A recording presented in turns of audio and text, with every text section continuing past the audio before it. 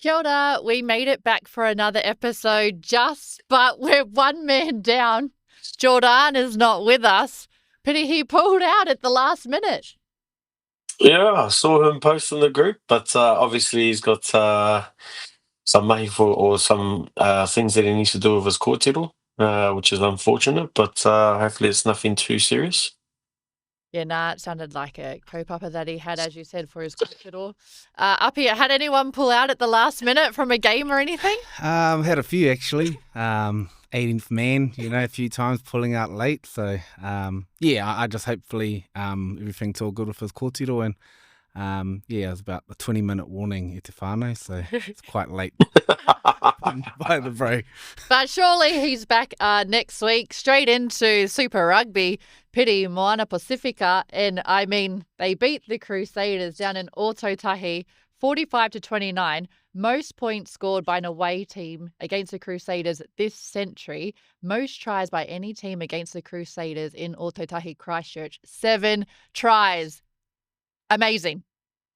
Oh, it was huge in the context of the game, and how awesome was it that there was a few supporters there that were treated from a awesome game from Moana.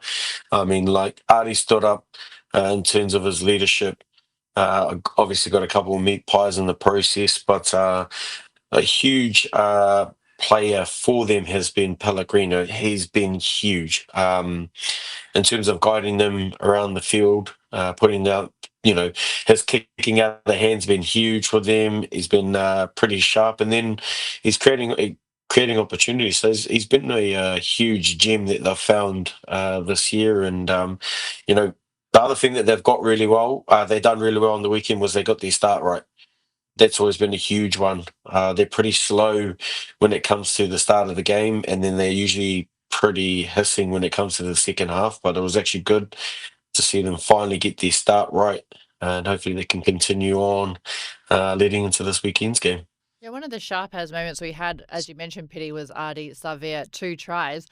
But Uppy, is this the biggest upset in Super Rugby history? That's what everyone's saying. Yeah, well, when you look at the game and Moana going down to Christchurch beating, the Crusaders, like that's a huge, huge upset. And I'm also interested in sort of asking you, Piri, like with Tana Umanga being the head coach, spending some time with Tana. What do you think is his, how has he turned this around? Because I've struggled the last couple of years, and how do you think he's turned this around, bro? For is it the one player bringing in Ari? Does he have that much influence to change a group, or how whakaro, bro? Part and parcel would be sort of having someone of that stature sort of come into the squad and help teach them, I guess, how to play competitive footy for 80 minutes. And so with Tana, obviously, he's trying to encourage them to embrace their culture and make everything about their culture and put it into the way that they play. And, it's not usually that you see a Pacific Island team play with structure. And so there were parts in that game where they had a bit of structure, but they also had the power from quite a few of their ball carriers, which I don't think the Crusaders were anticipating, like that, getting bullied left, right, and centre from these big, heavy ball carriers, getting over the advantage line quite a bit. And so for Tana to try and pull it all together, it's not going to happen overnight. And I know he's sort of been chipping away at it slowly now that he's sort of become a part of the fold of the team as the head coach. So, it's just trying to embrace where everyone's from. That not everyone's from the same island or village, and it's just trying to get them to bring all of the ancestral connections together to sort of everyone be on the same waka like we did when we navigated along the Pacific. Nice. And they scored 7 tries. They probably could have got a lot more, actually. They look like they were playing with absolute freedom. My partie for both of you is, what big upsets have you been involved in your sporty career? Pity, I'll start with you. Have you been part of any? I know one good upset is when my mate did his karakia a few weeks ago. Anyway, uh, Remember, send No, in no, your we cutting weren't, skills we and weren't the questions if you have favourites. them. We weren't the favourites. the biggest upset would have to be 2005 when we played the British and Irish Lions for the Māori team. I think we've only played them 5 times, the British and Irish Lions, and we've only won it once. So yeah, to be a part of that group of men and staff was such a huge thing for us to make history at the time. Um, for a team that pretty much got roped together maybe 3 or 4 days before. Well, we had a game in Fiji the week before, but then everyone got back and split up, and then we came back together into camp to prepare for the British and Irish Lions. And yeah, it was a huge upset. Us sort of taking the dub there. It was huge, historically huge. Can you put your finger on certain reasons why you won that game, bro? Like, was it the build up, or the leadership of the players, the coaching group, the culture? Can you sort of put it down to one thing why you won that particular game? Yeah, well, I'd probably say the connection we had. Like, we trusted each other. I mean, it's just like I know boys are coming from different franchises and stuff like that, but we actually come together pretty quick. Like, we've been teammates for basically a year, and for us to actually understand what we want to do, how we want to play, how we want to sort of stop the British and Irish Lions. Obviously, they played a few other games leading up to our fixture, but for us, it was just pulling things together, executing it on the field, and then, like, there's actually time and place where you learn. You do mahi on the field. Once you're finished there, you try and switch off so you don't sort of overplay your hand. And I thought, you know, us as a team done that pretty well. And not only that, um, there was obviously a lot of cordial around how special the jersey is to us as Māori players, and the guys that have sort of worn it before us. So I was trying to make sure that we continue that legacy. So I mean, it was cool for me. I got to play with King Carlos in that game. It was his last game in New Zealand, actually, before we went over to the UK. But yeah, that was pretty special. Usually, those that are available to play in the Māori team don't get that opportunity. That are part of the All Blacks setup. So, Leon McDonald was there, um, McAllister, Carl Heyman. So there's a few of us that were sort of allowed to play in that fixture, and it made it so special for us to do that. And then, obviously, part and parcel of it is the stuff that we do during the week. Like, we don't have a music committee, matua Fitu gets the raku out, and we're pretty much just jamming the whole time, whether it's Māori songs, Pākehā songs, just whatever he can come up with, and we just sing along to it, and it actually creates a pretty cool environment to be involved in. And um, you know, we don't put too much pressure on each other. We just try and make sure we get our jobs done Mm. during the week, and then you know, when it comes to game day, just nice, all calm and collective, and just jam when we can. Mm. Nice. Afi, for Yeah, you? just jumping in on that, bro. Listening to your quarter and talking about Māori rugby. Probably for me, like, the biggest upset. I don't know if people know this, but I was lucky enough to play for Maiwi for Ngāti Pro East Coast, and we actually have the record for the longest losing streak. I think it was seven, maybe 8 seasons. Our rugby team didn't get a win. So that's a long time, and I wasn't a part of those, but the reason why I mentioned that is because with my experience playing sport from a young age, I got to experience, the under-20s overseas, and everything was given to us, like we were going and staying. Our 20s teams would follow the NRL and stay at the Flash hotels, get the Flash kai, turn up to the gym, get told what to do. And then in my later years, when I went to join our Ngāti Pro East Coast rugby team, it sort of, talked about what you talked about, bro, that legacy of the jersey and representing those that have played before us. So,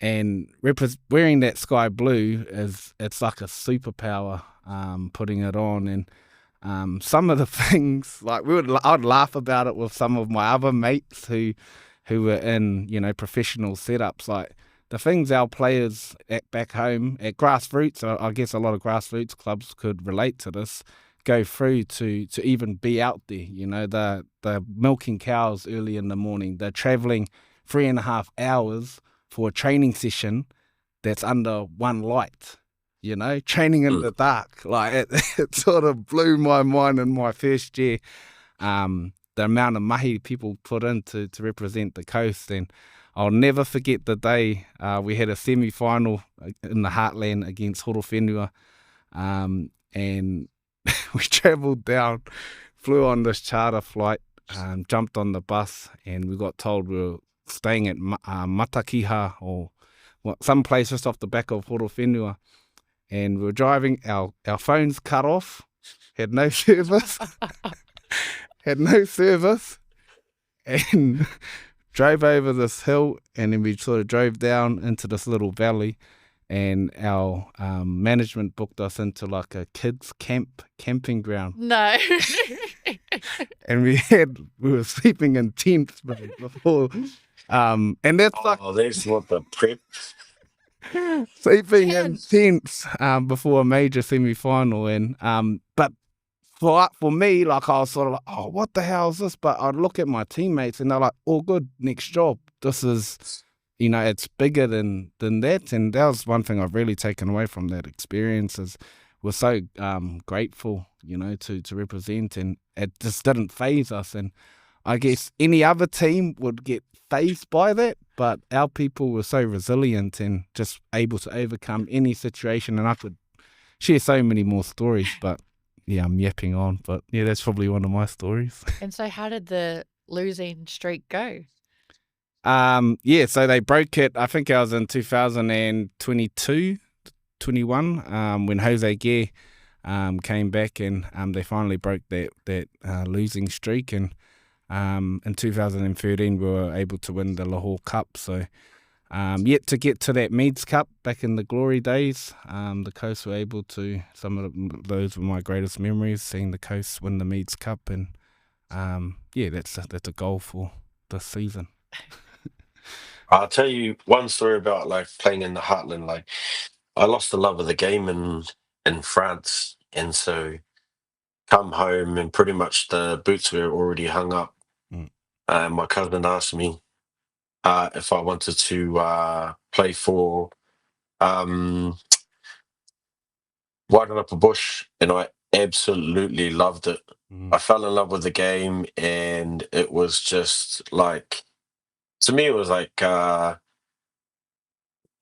the boys that just go to do their 9 to 5 job, still got energy to go to training. Like some of them, like the Coastie boys, the 2-hour drive from the farm to training, just to do training, have a sneaky beer before they head home, go to sleep, wake up at 4 a.m, go back to work. Like, it's normal. And like, I just enjoyed rubbing shoulders with all those boys, and listening to their stories about like why they still love playing footy, even though they're pretty much tapped out with all the work that they do during the day. To come to training and still be solid was huge.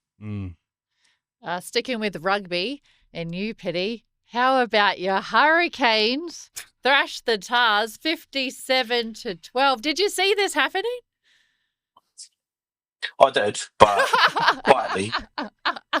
I wasn't gonna, be a show pony about it. But no, I think that they've been playing pretty good footy. They just haven't executed it for like a full 80 minutes. And I felt that they did a pretty mean job on the weekend to pull it all together over the weekend. So, yeah, no, I thought they did the mean mahi. Got the treat. Well, they got 9 treats, 9 tries against the Tars, the best defence in the competition. But Uppy, you liked Ruben Love's that flick pass. Yeah. I mean, that was on. That was on, bro. That flick pass was like inch perfect, like right in the basket.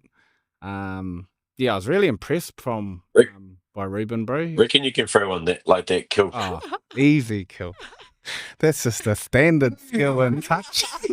We'll have to see. That was our sharp as moment from that game, but you're right, it was. So can you do it on a touch field, league, union, any? Yeah, off a 32 pick. A 32 pick, wait for the shutters to come and just let it go, bro. Straight over the winger.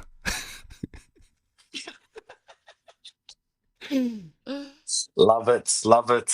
So where to now for your Hurricanes, Piri?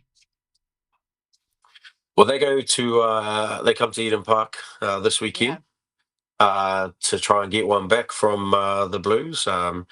Obviously, the Blues came down to Warneke to play, and they got the dub then. So it's actually been the only win that they've got. So boys have trying to get one up on the Blues boys this weekend, and hopefully they do the job. I popped into training this morning actually took our Japanese students there and got them to watch the boys train. So they were looking pretty sharp.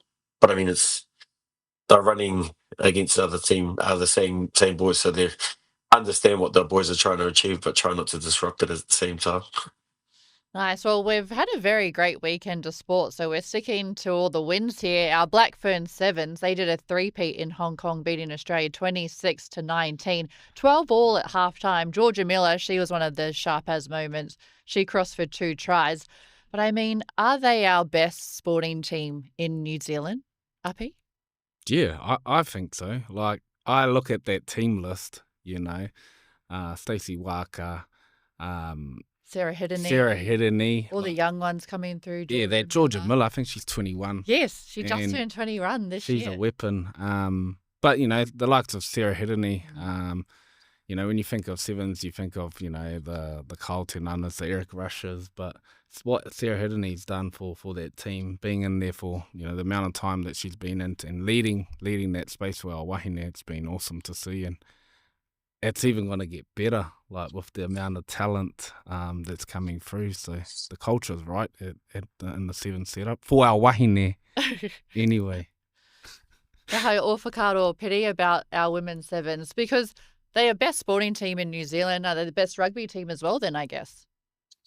Our best team so far has been our 15s Black Ferns wahine there.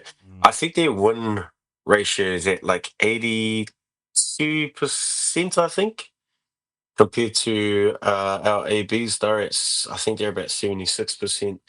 And the other fact that I had was the Māori teams they're at 74%. But I've always thought that our women's team, especially like at the Halbergs and things like that, I mean, they've won, I think it's 4, or it could be wrong, maybe 5 World Cups. And I think they've only finally just sort of been given the recognition that they deserve. But yeah, I mean, I watched the final, and what pisses me off is how Georgia just glides through everything, and she's sprinting, and I'm thinking, man, if that was me, that's me full flight, and she's just making it look like she's jogging. Well, that one where she wrapped around Teresa Setefano, like she just carved them straight up the middle, was just beautiful. And Uppy, you mentioned Sarah Hiddeny, she got her 100th try, so that's another one of our sharp as moments. How about the crowd? Because it looked like an absolute vibe in Hong Kong. We don't have the sevens here anymore, and it kind of lost, I guess, would you say party appeal or party factor? But what was it that, I guess, makes Hong Kong Sevens such a vibe and the one to be at? And what do we need to do here in New Zealand for our sport? That's a good pātai. I remember as a young fella going to the Wellington Sevens, and I think they used to call it the red zone, where the crowd would have like a big party, and I was only a young. I'm sure my old man used to leave me with, I don't know, some With random. the people dressed up. You go off and have a beer. But yeah, I think it's that for rangatahi and for the young adults, it's creating that party vibe. I've been over to Toronto, played over there in Canada. It's the same cool little vibe and beer garden and music, DJ. Yeah, but just seeing that video of the Seven Skills and just the vibe looked on and looked like they were enjoying themselves. So yeah. Piri, you must have been part of some wicked atmospheres.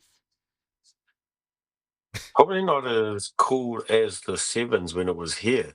Like, the funniest thing was, like, when New Zealand wasn't playing, everyone would be out in the concourse and just going around in circle following the drum. See, there's those Hare Krishna people that would just constantly just be walking around, and you can hear the bass of it as they're walking past. So you just go straight out into the concourse, enjoying the party, and then as soon as they know that New Zealand's coming, the whole stadium is packed with all the supporters. So it used to be the mean vibe, but yeah, I think it got a bit too PC, and alcohol went down from normal percentage to like half of it. So that's probably why our Sevens vibe isn't as cool as Hong Kong. But I know they actually take their drinks around to people in Hong Kong, from what I've been told. Smart. And that adds to the, I guess, to the party atmosphere, is that you've got people around that you can fill up the cups of beer for you, and you can just pay rather than having to queue up for bling an hour just to get 2 beers, because that's all you're allowed until you get your next lot. But yeah, I think part of it is the way that they sort of, it's like proper hosting, and just rather than people leave to go and queue up for ages, they actually take people walking around with beer to fill up their cups and pay that way. Something the Americans do really well. Yeah, I agree. When we'd finish our Silver Ferns camps, actually, I'd be flying back to Australia, flying back to Sydney, and the rest of the girls would be getting on a plane to go down to party at the Wellington Sevens. And coming from Australia, I didn't know what it was. And so we'd all go to the airport, but they'd go to domestic. I'd be like, all right, I'm off home. And they'd be off to go and party. And I only, learned about it when I came to New Zealand. Sticking with our wahine in sport, Super Rugby Opiki, our Blues women, did we jinx them last week? We said they're undefeated. Will they lose? And they went down to Matatu on the weekend, 37-29. But they're going to verse each other in the finals, Piri. So, I mean, your thoughts on this one? No, I think they've been the top two teams in the COP so far, and it goes to show that it's not going to be a easy feat. I know Matatu have had the pleasure of lifting the trophy, so and obviously the Blues, the Wahine want to make sure that they go back to back, but yeah, I thought it was going to be. It was a good game. I didn't catch a lot of the game. I was driving around, running around after the kids, so I had to try and tap into the game when I could. But yeah, I thought it was a good game, and it's good to see. After this, I think those two will probably go on and play a couple of the Aussie teams as well, from what I've read. So it'll be cool just to see how they compete against them and if they've got the kids to do it. Yeah, I agree. And then they played each other 2 weeks ago. The Blues won 28-7. The Matatu won 37-29 on the weekend. So it's going to make for a good final, Uppy. Yeah, 100%. For myself, I was cool to see Sam Knock, Blues halfback, and Northland, and they were playing up north, and seeing him going into camp with our wahine. I think we need more of that in our professional codes, our wahine and our tāne working together. So shout out to the bro Sam going in and working with the wahine. He must have given them the wrong advice, my bro. But no, mihi ana to the bro. I like to see that, and seeing more of our men go and support our wahine and vice versa, having our wahine because they got things to teach us too, I think. Well, sticking with some other rugby news, Pauser, your good mate Ma'a Nonu, I mean, he's become the oldest player in France's elite top 14 competition. I mean, how is he doing this? How is he still going? Wow, don't worry. The bro was here before he went over to France and said that he needed to drop a kilo or two. And so the bro was missing the morning sessions with us and doing a few running sessions before he left. But no, he still actually looks in pretty mean nick. He takes care of himself pretty well and has a bit of a routine a schedule or routine that he's had from when he came back before he went to go back over. I know he was looking to go to America, but obviously picked up this opportunity over in France. And the bro is still looking sharp. He was running around with our boys, throwing the ball around with them, and the boys were actually pretty shocked at how mean his skills were. And I was just telling them, like, I don't know why you're shocked for. He's been like that for years. He's worked on his craft because in his younger days, he never really used to pass.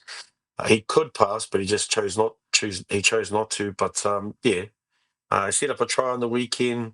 Almost scored one himself by taking a carry close to the ruck. If it was me, I probably would have been a bit wider, so I wouldn't have to run into some forwards. But mean to see the Uso carry on what he's doing. There's not just him though. Jimmy Gopper was 41.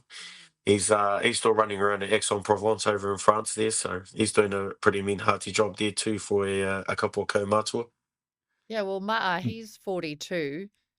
We once were athletes. When did we know it was time to call it quits? Well, Uppy, you're still...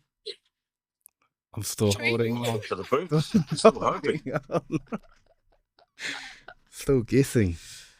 He's still waiting because there's a few boys that are leaving the WAS. So Oh, true.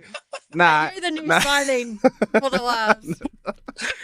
May I add to Ma'a too, he actually is another Ngāti Pro East Coast representative. He did come and represent the iwi. Sat on the horse too. Yeah. Had the kina, crayfish. But yeah, big mihi to him who's done that at that elite level. But sort of again talking about the grassroots, like straight up, I'm sure of like there's like 60-year-olds and 50-year-olds playing in our local club rugby. Like some of the unks out there, and that's always been my dream. I always wanted to play with my old man, because whenever I met people, they always say, he was a mean rugby player, but the old man decided to have me at 42. So, when I was 20, our man was 62. So, that's sort of been a dream of mine is to play with my old man and play with some of my uncles. So, I'm gonna keep playing till then. Like, I haven't got a son yet, but nephew. I got a nephew. So, yeah, that's probably one of my dreams is to stay hard and keep the body healthy to play with my nephew. Peter, you've played with some of your whānau, have you? Yeah. I've played with quite a few of my cousins. Marvin Karawan, who played with Newcastle Knights. John Tadell, who played for the Broncos. And Hayden Laban was at Newcastle as well. But yeah, played with my younger cousins, my older brother. And I was actually really lucky that we have a fixture, or we used to, with one of the league clubs up in Poverty Bay, up in G-Town. And the old man actually jumped on for a couple of minutes, kicked the ball off, and so I was actually on the field when that happened too, and it was pretty special. Even though he wasn't really capable of running around, it was actually just like, even that was just pretty cool, just to have the old man kick the ball off and watch my brother and I sort of chase. Well, my brother more than anything, me, I just cruised, chased the ball up the field. But that was pretty special. And then a couple of times he's actually done the same thing with our club, like kicked the ball off and then walked over to the sideline. So yeah, I've had moments where I got to play with my father and my older brother and my cousins. So yeah, that was pretty special. Oh, yeah. You mentioned league there, Pity, so I'm going to move on to the Wait, Waz. what about you? Have you played with whānau or? Maybe Played some. touch with your sister, didn't you? Yeah, sisters, played with my sisters, and then on the touch field with my younger sister. But she just pretty much told me what to do, directed me around. Any aunties or Nah, just the uncles and touch? yeah, that was it really for me. Yeah. I'll tell you what, I'm glad I wasn't a girl because my mum and my two aunties, her sisters, they all played league together. I used to go along to their games and watch them play, and well, they were bitches. I used to watch them belt people, and I'm thinking, holy headshot. Wait, they were to other people or to each other? Yeah, it's not to each other, obviously, but I mean, like, we had a pretty mean women's league team when I was a kid, watching my mum and my aunties and all that run around. So yeah, I don't. Oh, actually, a couple of my cousins take after their mother with their attitude. One's over an Aussie. One's over an Aussie at the moment, trying to get her opportunity to play in the NRLW. So hopefully she had the right attitude to listen to the coaches, because I know what she's like. Oh, I love it. All right, the Waz, 3 weeks in a row, they just beat the Tigers 26-24. They're sitting 6th on the ladder. What'd you think of their game, Uppy? Up the wires, baby. Yeah, I was very impressed. Teats weather, like it was across the whole weekend. I guess that was a weekend of upsets in the rugby league. A lot of those underdog teams sort of got up. And yeah, just that moment, Tyrell May going over to score, managed to make him drop the ball. And that was the sort of what the Wild spoke about. But the impressive thing for me was just the ability to stay in the arm wrestle. So easy in years gone past that, would just drop off and sort of open the floodgates. But just staying within it, and I heard some of the players post-game talk about that was their biggest goal was just to stay in the arm wrestle and to give yourself every opportunity to be in it to win it, and it worked out. And I don't know about that young fella, old Leka Halasima. down the sideline, watching Stacey on the replay, pointing, get under the post, but you can just see the raw talent. So it's still green, 19 years old. And it was actually a cool moment yesterday. I was at the airport, at the international airport, and I seen the Waz had just arrived coming back, and I seen Leka walking over, and his mum was, I think it was his mum or Nan, and he was standing there, and she was waiting there, had her arms up waiting, and went in for the big hug. So that was a cool moment to experience, and the bro's got a big future. Yeah, I agree. He was wicked down that sideline. Pity, what did you think of the Waz? Did you see this happening, beating Benji's Tigers? I want to hear you first. I didn't see it, no. You would have been there? I'll be honest. You've been watching Hard Out or what? I didn't see it happening. I picked the Tigers. I thought they'd be too good. But then once I saw the rain, you're right, Uppy, I thought, maybe the Warriors would be better in the rain. And I did speak to Andrew Webster after the match, and he did say, it was ugly, but they'll take it. But yeah, I thought the Tigers would win at home in Campbelltown. Absolutely. Yeah, so now that you've said that, Uppy, are you sure you were backing the boys Mate. in our chat? Hey? If you go back to our episode, in our Sharpen Up group chat. If you go back in our group chat, if you go back to episode 3 of our podcast, you'll see I've tipped the Waz to win the minor premiership. So, Yeah, but there's a few steps that they got to make to get to that first, and this is one of them. But Piri, I don't remember you Oh, saying who you thought was going to win. I don't know who was going to win. I was hoping that Benji had figured it out this week because they played pretty mean the week before. But no, I thought it was going to be a tight game. I didn't know who was going to win though, Yeah, and as you said, because I'm a Broncos fan. You know. Whoa. Well, they could win. up the Up the hoi-ho. When Leka was going for his try, he did say, do this to the crowd before, put his hand to his mouth or his finger to his mouth before he scored. And even when he was doing it, I was like, oh, no, don't do that. Just please score.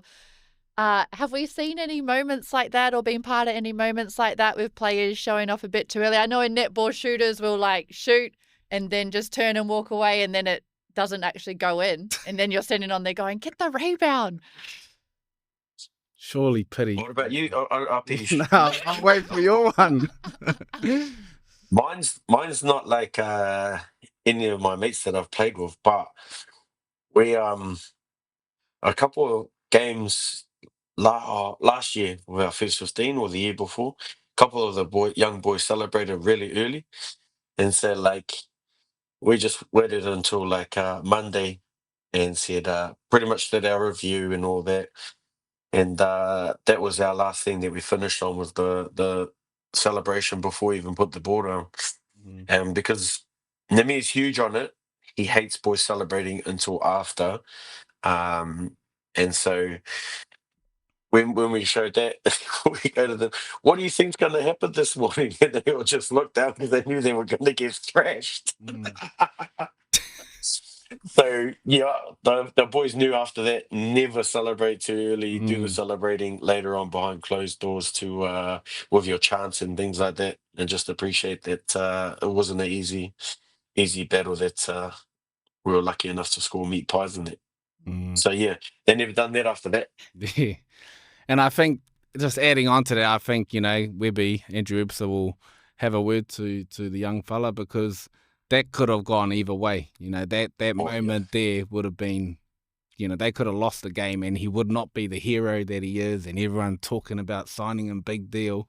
And a lot of people have to learn that way. They do the stuff up first and you never forget and you learn real quick. So no doubt some leaders in the club will be having a chat to him and just making sure he learns from that experience. Especially in the NRL. I mean, they're calling all the tries back these days, going to the video ref, and you think it's a try and it's a no try. While we're on the NRL, I've got their sharpen up moment of the week.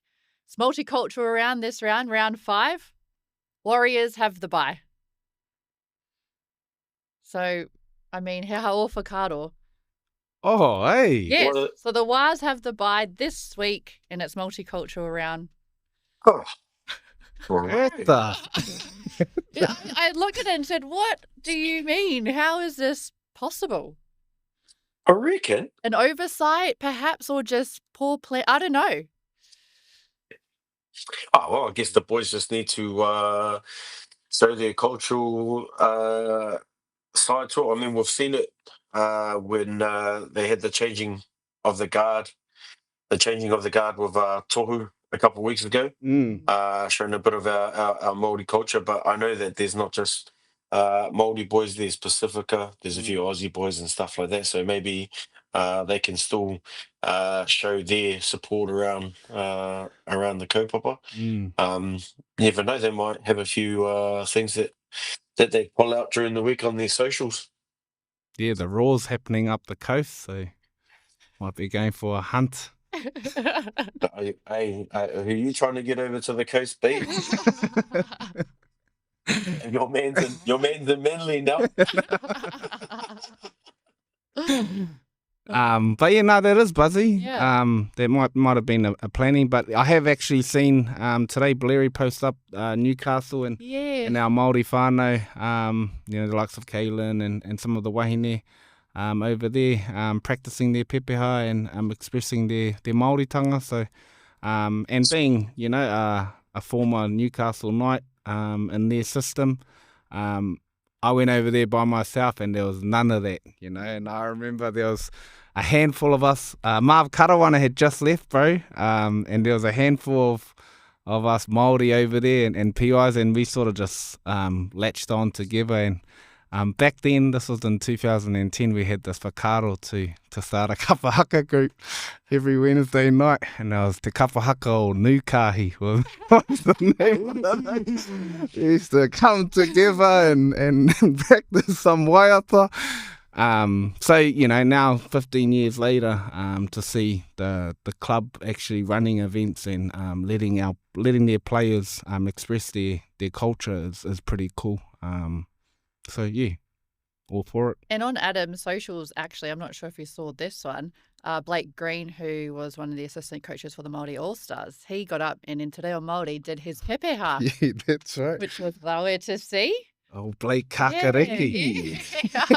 Yeah. So big Mickey to Blairy and Blake Green for that one. We just got some local grassroots stuff. Wakaama Secondary School's Nationals was just on 5 days at Lake Tikitapu. Biggest event of its kind in the world. Record-breaking number of paddlers, more than 2,200 rangatahi from over 124 schools, which is just incredible to see, right? Hard out. Huge. Have you done Wakaama, bro? I have. I've done a single one. Couldn't get my paddling right. Had to lean over to where the amos and still try to go to the side that it wasn't and tipped over a few times. So need to go and work on the old hinu pack, get it nice and tight so I can balance myself. But nah, it's hard work. But I mean, like, just to see tamariki keen to do wakaama. Like, it's like, even my kōtiro asked me the other day, was like, oh, what club is Uncle at? Can me and some of my schoolmates get into it and all that? And in my head, I'm thinking, sir, are you keen to jump on the waka and do some paddling? So, yeah, it's cool that it's just growing. It's not the only sport that's growing. You know, kia ora is another one. My kōtiro's involved in that, and man, that's taking off. So, you know, just to see the amount of kids that are interested and keen to give wakaama a crack. Obviously, it's a bit better than dragon boating, but yeah, just the discipline that they learn from it, and you know, it's not just about jumping in and paddling. I know a lot of it's to do with understanding the waka, understanding how it all originated and things like that, rather than just getting in there and, oh, well, this is what you do. Hope for the best. Yeah, hard out. And talking about Kia Rahi, I think it's the Kia Rahi Nationals next weekend. Hey. So, you know, these Māori, you know, kaupapa Māori sport that are really taking off here in Aotearoa. It's, yeah, and I tautaku you, bro, it's not really about, you know, just the sport too. It's a part of, you know, our ahurea, our culture here in Aotearoa and learning the histories. You know, I was unfortunate to actually both of them, Wakaama and Kia Rahi, sort of come through kura kaupapa after I'd left, so I haven't really experienced these sports, but a lot of my nephews and nieces are hard out into it, so yeah, it's awesome to see them success. Yeah, I no. wish it was there when I was at Kura, because, Yeah. man, I watched the kids run around thinking, but if this was at school, I'd probably be playing this hard out, because it's such a cool sport. Yeah, Yeah. that was mean when I got to play it. Especially the Kia Rahi. Yeah. Like, it's like multi-sports Yeah. in one. And a bit of strategy. That's what I liked about it too. Yeah. Well, if you could pick from, say, 3 sports to be in your Kia Rahi team, what would those 3 sports be? Like, in terms of organising, like, your first time watching it, you go, oh, I bet you if we had this and this and this would make up a mean as combination of players that play these sports that can play Kia Rahi mean. Netball, touch. Unsure of my third. I'd go touch. I think touch is the best game for understanding space. And creating space. Yeah. I'd I'd go to my local chess club. How did I know you were going to Strategy. for strategy? Strategy is important. And I was actually the Power Wars under 12 chess champion. Stop it. At our Power Wars back in the Ra, and I believe that helped me become a professional athlete. So chess, and yeah, I can't think of the third, but Oh, I might go soccer, football for mine, because you got to defend, eh? There's like almost like a goalie. soccer. So My goalie. 3 are softball, Oh yeah, good one. flag, Yeah, and a mix flag, yeah, and a mix of basketball and volleyball. So that because I've seen my volleyball boys that play a bit of basketball as well come and play Kiorahi, and man, the height they're getting when they those jump to throw the throws, ball, like they're literally halfway to bloody the po before they throw it, and I'm just like, that's kind of cheating, but I like it. But I'm here for it. Yeah, hard, but I'm here for it. So keep going, bro. Keep doing what you're doing. That's me. So yeah, those are my 3. Like if I was to pick a team to pull a team together, it'll be a mix of those kids that are in those 3 sports. Yeah, nice. My third one would be Mamo. So the local jiu-jitsu club I'll be going to, and mainly because I think those athletes have a lot of discipline. So discipline, strategy, and creating space. There you go. Hang on. Winning Kiorahi team. Penny's in the final. You go there for discipline. We're in the final, Penny. Our teams are in the final, that's for sure. Yeah, exactly. Hey, that's a winning team, mate. But you stuffed up the current here. Come on. Well, while we're on the topic of disciplined sports, athlete you wanted to mention, and so did some of our listeners actually, was Titus Proctor, who defended his WBC Pro Super Middleweight title on the weekend, best kickboxer in his division in New Zealand, 10 times New Zealand kickboxing champion. I mean, they say he can't be stopped, and his goal is to keep going, become world champ, and then eventually in a few years switch over to MMA. I watched this guy a couple of years ago. One of our players was fighting at the King of the Ring, and he was the former champ of King of the Ring, and he, like, in his fight against him, absolutely pumped him. And I was like, well, not pumped him, I wouldn't say that, sorry, my bro. But, you know, he bet him, he got him quite good, and it made it look easy. And I think in the King of the Ring, you got to do 3 or 4 fights in one night. Like, if you lose, you're gone. Yeah, it's sort of knockout. Throughout the night. And yeah, just since then, I've just been keep hearing about this kid, and he was quite young back then, but I'm really excited to see how he goes in the near future. Yeah. Piri, how's your discipline? As up you said, you been in any scraps? Scrapper from way back. Yeah, the only scrapping I've been having, cuz, is the kitchen beat. They become a pork chop for life, my bro, for no reason. Yes. I did try. I was meant to fight in the this is a few years ago now. In the Fight for Life, and I had Monty as my coach. Same. Shout out to Monty, and like it was, I actually fell in love with the actual art of the fighting. Like here, I was thinking, you just chuck the gum shield in. As soon as the ring goes off, bro, you just swing. Yeah. See, discipline, bro. That's what I thought. But like just spending time with Monty was huge. Like there was different elements that he was showing me, and honestly, I had a new sort of love for the sport. Obviously, didn't get a chance to step in the ring and actually have a crack at it, but yeah, just the training that I did with Monty, man. it made me appreciate it a bit more rather than just getting in the ring and swinging. It was like a little bit like your, what was it? Under 12 chess champion, cuz playing your cards right. So yeah, Did it you was know? actually pretty mean. Did you know who your opponent was going to be, Piri?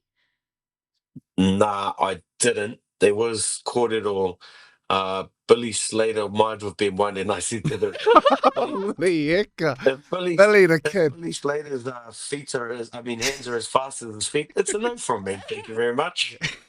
Well, because Monty asked me the same as well, and I did say yes, but COVID happened and never got to it. But I did love the training. But he had me, and thank goodness it got called off. He wanted me to fight Emma Twigg, who is an Olympic champion rower. She'd just come off the back of winning gold medals, so she would have had the lungs of doom, the shoulders of doom, the power of doom. And I was like, Monty, I'm a retired netballer. It's a non-contact sport. I don't think I can do this. She's like, nah, sis. I'll train you. You'll be right. I've never had a fighter lose. I was thinking, this might be your first one, bro. I thought the same thing. You would have had both of us, Hey. 2 losers. I was thinking, hey guys, she said the same thing to me. I've never lost a fight. And in my head, I'm thinking, okay, well, you just picked one with me, Curtis. You picked the winner. Me too. There was talk that they were going to get Bully, and I was like, nah, I'm not fighting Bully. If that's one of my mates, I know I'll freaking have a scrap with the little bro. Like, and him and I are always messaging each other, so why would I want to do that? Maybe him and I can have a haka off. That's what Get the tie high out. After any fights, any scraps. Nah, I'm not. I'm a lover, not a fighter. So. Nah, no, bro. You would have started Too very chest, bro. Too sharp, bro. I'm gone before they fight. Strategy. Start the little boil up, and then I'm out of there, standing behind the big props. I did the same thing with my old heads in my first club I went to at Harold was. Yeah. I got to know who they were, and I'm like, oh, bro, he's been a clown. I need you to deal with him. Yeah, sweet, true. Yeah. So I didn't have to do anything. Yeah. Nah, but I would fight. Like, that's one thing I did so many sports growing up, but I didn't do any of the martial arts growing up. So and it's probably one thing I'd put my kids through when I have kids, if I have kids,